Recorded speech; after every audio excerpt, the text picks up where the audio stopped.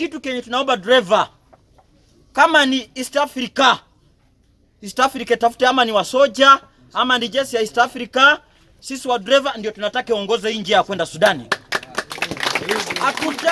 Hatutaki jeshi ya Sudani. Wadengo lunaku lw'eggulu, Minisita Ombezi ow'ensonga z'amawanga amalala Henry Okello Oryem yagumizza eggwanga nti gavumenti ya South Sudan yeeyamye okuwa abavuzi ba motoka ezitwala ebyamaguzi mu ggwanga eryo obukuumi. Baddereeva bakyakombye kwebaza eriibwa era bakyagenda mu maaso n'akediimo kaabwe. Hiyo mambo niliona usiku kwa TV. Mkubwa mwingine kutoka kwa Ministry of Foreign Affairs anasema magari gameanzia kwende leo, sijui gameondoka ngapi na kesho gataondoka.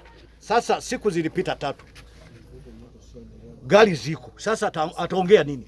Oryem yategeezezza nti mu kafubo ke yali mu wiiki ewedde n'abakungu okuva mu gavumenti ya South Sudan bakkiriziganya nti gavumenti eyo egenda kussa amagye mu mabanga ga mayiro 10 ku luguudo oluva ku nsalo ennimiro okutuuka mu kibuga Juba, saako okuteekawo amagye amalala aganaalawunanga okukakasa nti motoka ezituusaayo ebyamaguzi abazivuga tebalumbibwa bamukwata mmundu abaafuuse akayinja mu ngatto. Drivers should go in groups.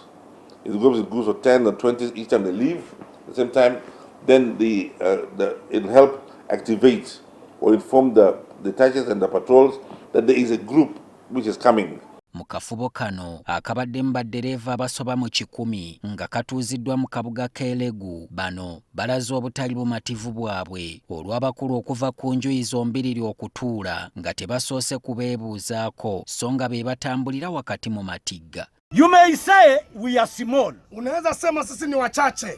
But we are the people transporting goods and paying tax every day. First of all, there are a lot of checkpoints.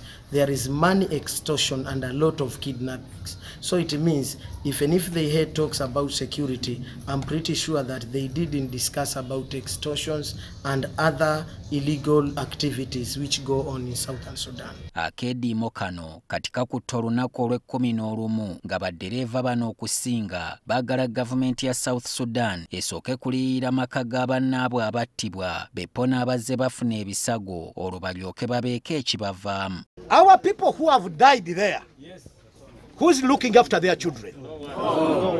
Who's looking after their wives? Your extended family, who's looking after them? Now you fear somebody to be here because he's not a driver. Let him take the information. Wabula Oryem yakinogaanyizza nga South Sudan bwetalina nkola eno yakuliyirira bantu babadde mu katyabaganga kano.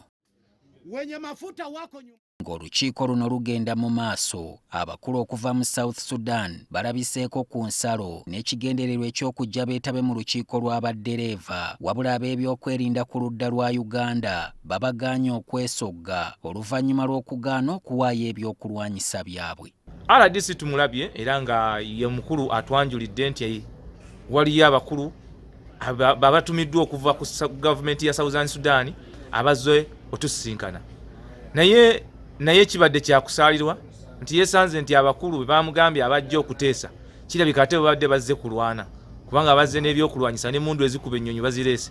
Buli lunaku olukya ekitongole ekiwooza ki Uganda Revenue Authority kyalinga kikola ku motoka z'ebyamaguzi ezifuluma Uganda okwolekera South Sudan nga zisoba mu 207. Olwo gavumenti ne yeeyoolera omudidi kyokka nga kati ensimbi zino zonna ezikonga lusu nanti era ekikalubo n'ekikalubo bwe biba n'emmese terya kyuma.